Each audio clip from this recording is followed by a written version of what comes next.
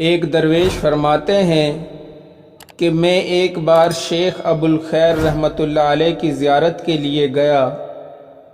زیارت سے مشرف ہونے کے بعد جب میں واپس آنے لگا تو انہوں نے مجھے 2 سیب دیے۔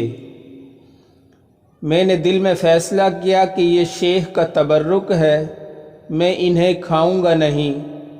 میں نے ان سیبوں کو اپنی جیب میں ڈالا اور سخت تنگی بھوک کے وقت بھی انہیں نہیں کھایا۔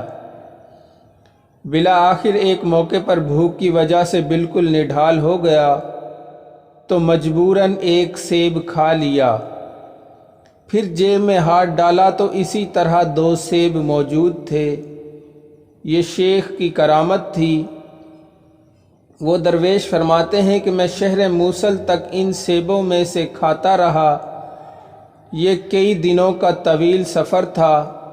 وہاں ایک خراب و ویران جگہ پر میرا گزر ہوا۔ میں نے دیکھا کہ ایک آدمی بیمار پڑا ہے۔ وہ بیمار یہ آواز دے رہا تھا کہ مجھے 1 سیب چاہیے، حالانکہ وہ سیب کا موسم نہ تھا۔ وہ درویش فرماتے ہیں کہ میں نے دونوں سیب نکال کر اسے دے دیے۔